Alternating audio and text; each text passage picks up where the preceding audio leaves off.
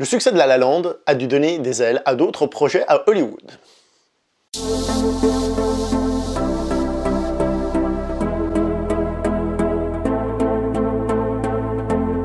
Bonjour à toi très cher spectateur, bienvenue pour cette nouvelle critique en post-projection. Il va être aujourd'hui question du film The Greatest Showman, réalisé par Michael Gracey, avec Hugh Jackman et Zac Efron.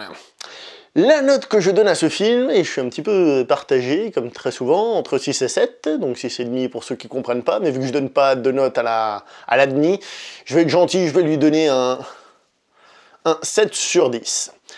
Donc le film est basé sur la vie de Phileas Taylor Barnum, dit P.T. Barnum, qui est le monsieur qui a créé un cirque à coups de créatures extraordinaires, donc des monstres. Ces monstres peuvent être des humains, donc des nains, des géants, etc., etc., ou alors des animaux, des éléphants et des trucs comme ça. Dans la vie réelle, il faut savoir que le personnage de P.T. Barnum est quelqu'un de contrasté, on va dire. À savoir que monsieur P.T. Barnum, on le considère comme l'inventeur de la publicité, entre autres. Pas forcément un crime, mais ça veut bien dire qu'il survendait son show. C'est pas pour rien qu'il le surnommait lui-même The Greatest Show on Earth, ce qui veut donc dire le plus grand show sur Terre.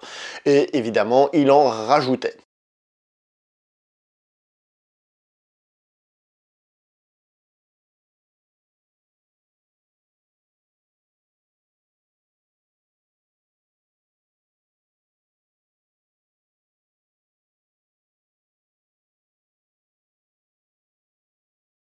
Ce film, il part pas du tout dans cette direction, c'est pas du tout le sujet du film. Ici, le personnage est montré de manière très positive, et justement, c'est là où je comprends pas exactement ce que veut faire le film.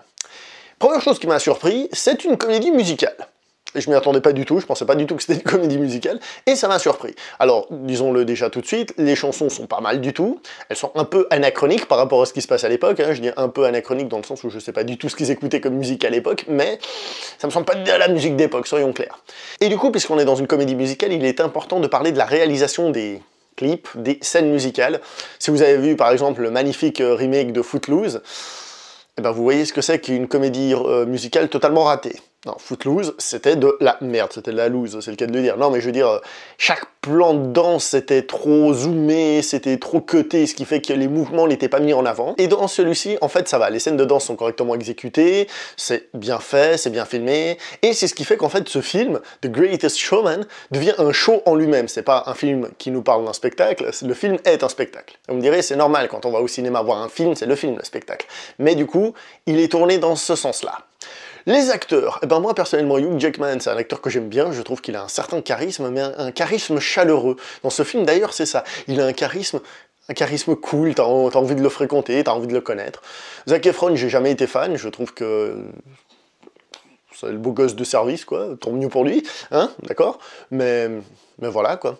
D'ailleurs, vocalement, le film est lui aussi très réussi, hein, je profite pour dire, hein, les chants sont très bien exécutés, etc. Il n'y a pas trop de défauts.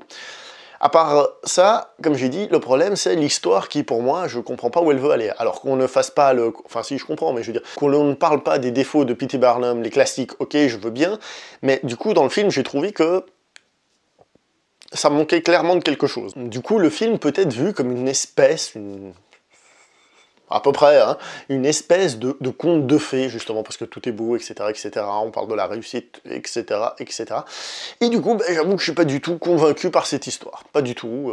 Elle se laisse regarder, hein, y a pas de souci, mais je suis juste pas convaincu. Je suis sorti de ce film en mode, ouais, ok.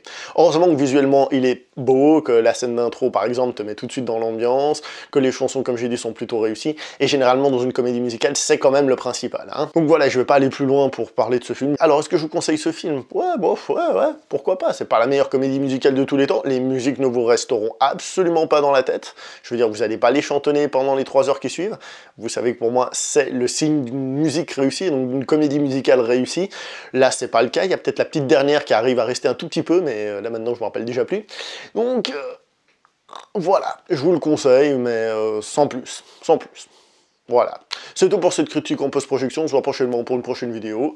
Jusque là, s'il vous plaît, comme d'habitude, portez-vous bien, hein. N'oubliez pas de liker, partager, commenter si vous avez aimé, et si vous n'avez pas aimé, bah faites-le quand même. Ciao tout le monde!